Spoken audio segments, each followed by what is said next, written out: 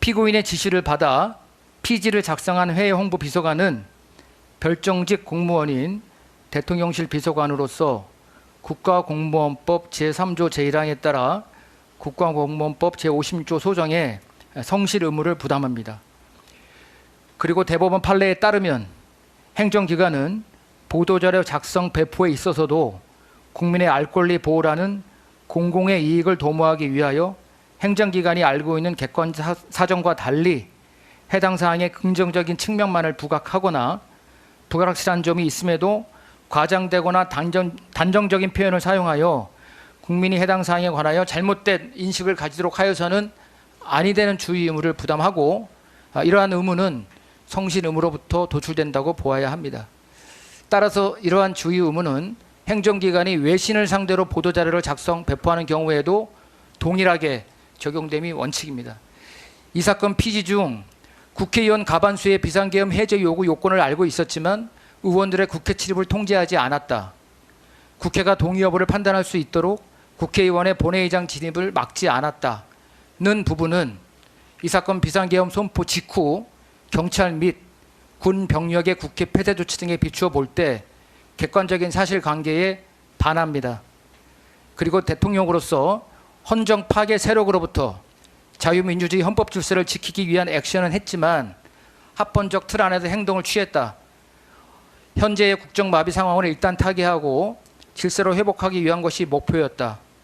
헌정 질서의 파괴의 뜻은 추호도 없었다는 부분도 이 사건 피지의 전체적인 내용에 비추어 객관적인 사정과 달리 해당 사항의 긍정적인 측면만을 부각하거나 불확실한 점이 있음에도 과장되거나 단정적인 표현을 사용하여 잘못된 인식을 가지도록 하는 것에 해당합니다.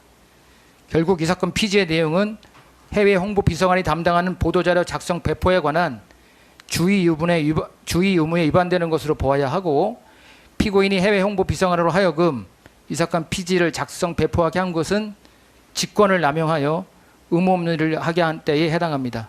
설령 해외 홍보 비서관이 이 사건 피지의 내용이 객관적 사실관계에 반한다는 사실을 알지 못했다 하더라도 검사가 제출한 증거에 의하면 피고인은 자신이 지시한 이 사건 피지 내용이 객관적 사실관계에 반함을 알고 있었다고 인정되므로 이러한 피고인이 직권을 남용하여 해외 홍보 비서관으로 하여금 의무 없는 일을 하게 한 이상 피고인의 직권남용 권리행사 방해죄는 성립한다고 보아야 합니다. 따라서 이 부분 공소사실은 유죄로 인정되어야 함에도 원심이 이 부분에 관하여 무죄로 판단한 것은 부당합니다. 이 부분 검사의 항소는 이유 있습니다. 끝으로 1차 체포영장 등 집행저지 범행 관련하여 원심은 경호처 김모 부장이 피고인 경호처 차장 등과 공모관계에 있었다고 볼 수 없다고 판단하였는데, 이에 대해 검사는 김모 부장 역시 2025년 1월 3일 경호처 차장 등의 지시에 따라 공수처 검사 등의 출입을 막기 위한 물리적 저지 행위를 하였으므로 1차 체포영장 등 집행저지 관련 범행에 공모관계가 인정되어야 한다고 주장합니다. 이 부분 공소사실은 피고인과 김모 부장 사이에도 1차 체포영장 등 집행 관련 범행 전반에 관하여 공모관계가 성립한다는 것으로 피고인과 김모 부장 사이의 공모관계를 인정하기 어렵다는 원심의 판단은 판결 이후에서 이 부분에 대하여 무죄로 판단한 것으로 보고 살펴보겠습니다. 이 부분 공소사실에 대해서는 원심이 설치한 바와 같이 검사가 제출한 증거들만으로는 김모 부장이 피고인 경호처 차장 등과 위 체포영장 등의 집행저지 전반에 관하여 공모하였다고 보기 어려운 것으로 판단됩니다. 또한 이 사건은 피고인에 대하여 공소가 제기된 사건으로서 김모 부장과의 공모관계 및 김모 부장의 관여 부분이 차지하는 비중이 미미하며 김모 부장의 공모 및 가담 여부는 서울중앙지방법원에 계속 중인 김모 부장 등에 대한 특수공무부 집행 방해죄의 사건에서 심리되어야 할 것으로 보여 원심이 피고인과 김모 부장과의 공모관계가 인정되는 구체적인 범위를 판단하지 아니한 것이 적정 절차에 의한 신속한 실체적 진실 발견이라는 형사소송의 목적에 비추어 현저히 정의와 형평에 반하는 것이라고 보기 어렵습니다. 따라서 검사의 이 부분 주장은 받아들이지 않습니다. 결론을 말씀드리겠습니다.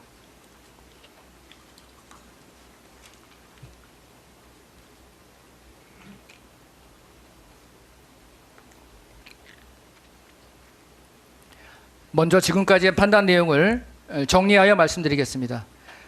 원심에서 유죄가 선고된 국무회의 소집 통지를 받지 못한 7인의 국무위원회 국무회의 심의권 침해로 인한 각 직권남용 권리행사 방해, 사업부서 문서 관련 허위 공문서 작성, 대통령 기록물 관리에 관한 법률 위반, 공용서류 손상, 대통령 등의 공여에 관한 법률 위반 교사, 1차 체포영장 등 집행저지 관련 특수공무 집행 방해, 직권남용 권리행사 방해, 범인도피 교사, 2차 체포영장 등 집행대비 관련 직권남용 권리행사 방해에 대해서는 피고인의 항소를 받아들이지 않고 원심의 판단을 그대로 유지합니다.